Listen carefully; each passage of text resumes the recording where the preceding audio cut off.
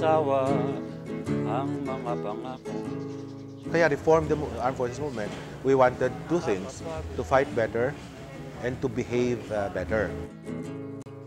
Ang mga pangakong laging napapako sa pagtitiwala ay pumapatay. Nakakapagod din ang umasa, lalo't ang bituka ay walang laman.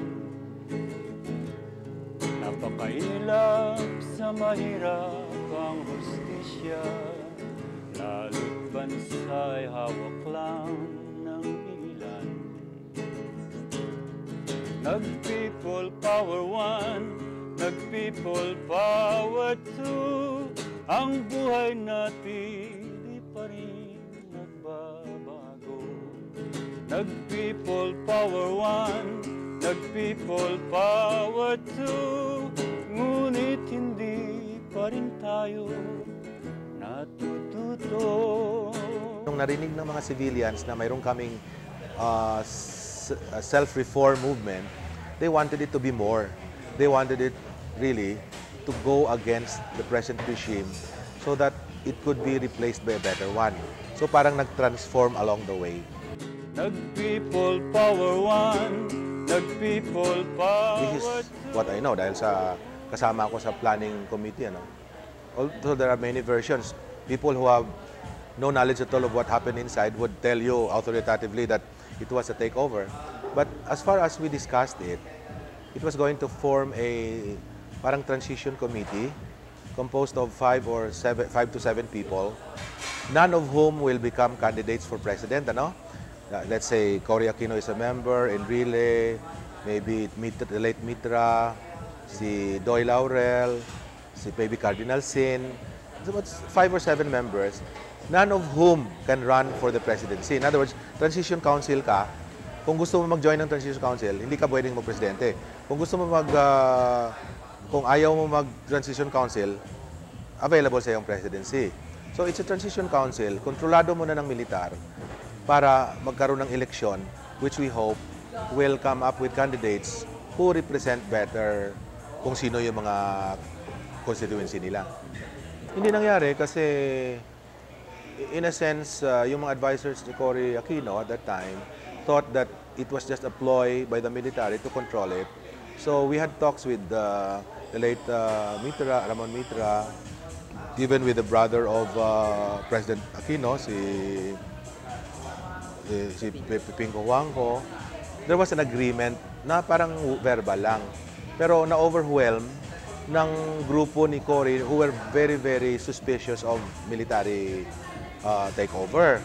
So nangyari, nung nag-presidente na si Cory, nung wala na si Marcos, they decided that Cory should declare herself president and declare a revolutionary government, which is actually not too bad, no? Kaya lang, together with that, they started to marginalize the military, which was probably the mistake because then we felt left out dahil sa hindi naman kami basta't saling pusa lang eh. Katingin namin, malaking bagay kung bakit nag-umpisa yung EDSA dahil sa militar. It was a leap, ang tawag nilang, it's a leap in the dark. It's a jump into the void. At that time, nobody knew what would happen if you fight Marcos eh. It's easy now to say, oh, madali lang yan. Pero at that time, hindi namin alam kung ano mangyari. Kumbaga, oh sige, magpakamatay na lang tayo lahat, pero kailangan maalis natin si Marcos. We wanted to give her a chance, oo. I'll give you an example na. About a few days after that, magkaroon ng cabinet members na picture taking. Yung mga bag sa Malacanang na ginagamit noon, na nilagay ng mga Amerikano yata doon, na ginagamit namin, pinaalisan na namin. Nagpadala kami ng tao sa office ni Joker Arroyo, ng team. Eh, pinagsigaw-sigawan niya eh. Sabi niya, I don't want any military group here, you get out. So naiwan yung mga bags na yon. Naririnig namin yung usapan nila. Ang usapan nila ganito, nakakatuwa eh. Oh, bukas maaga pa kayo ha. You occupy the front rows because we don't want Enrile to be in the front. It should be behind. Wala pa kami nagagawa, pero minamarginalize na kami. And then, Joker was talking to NDF personalities. And then, they arranged that 2 of his secretaries will come from the NDF. Yung dalawang sekretarya niya. Many things that worried us because hindi naman kailangan papasok ang komunista dito. Bakit naman Joker was so comfortable with that kind of development, di ba? And then they started to accuse us of fomenting another coup, even before we even thought about it. Because after you've done it the first time, it's easy to organize another one eh. So we could have done it quickly, pero hindi namin iniisip yun kasi tinitingnan namin ang development eh. So sa tingin namin, nagkaroon ng pabor sa kaliwa to the point na if you map out Manila, there are about 70 to 78, more than 70 safe houses na naglumabas sa Maynila. If you track them, lagay mo sa mapa, one from the north and the other from the south, all leading to Malacanang ang safe houses. So, if there's a march to Malacanang or anything, nandiyan ang suporta nila. These safe houses, many of them had communications equipment. Some of them had weaponry, mga ganon. So we made an intelligence report and we presented this to Cory Aquino at around, I don't know, bago mag-October yun eh. Nakita namin sa kanya na hindi magandang development. Well, he just turned us over to the military. Sabi niya kay, at that time, si De Villa yata ang police chief. Sabi niya, oh, narinig niyo na yung briefing. Bahala na kayo dyan. Tapos umalis na siya. Di ba? So, nakita namin, mukhang masyadong pabor sa left. Eh, alam mo naman ng military, pag kaliwa ng pag-uusapan, paranoid naman kami. So, we decided to move in order to eliminate all these safe houses. So, we announced actually that we are going to move against these safe houses. And if Victor Corpus will admit it, I told him personally, warn these people in the safe houses to get out. Because we are not after blood. We are after eliminating the infrastructure. Sisirain namin yan, at saka kung may mga equipment doon, kukunin namin. In terms of a return to representative democracy, ang ginawa kasi ni Marcos, one-party system, di ba? With other parties, just low profile. Ang ginawa ni Cory, she did not really change this concept. But she allowed other parties to proliferate, pero multi-party system, which is anathema, I think, to hindi isang ayon sa isang Republican form of government, presidential form eh. So dapat, kung presidential ka, two-party lang para simple ang choice. Kasi sa representative democracy, yung partido may function yan eh.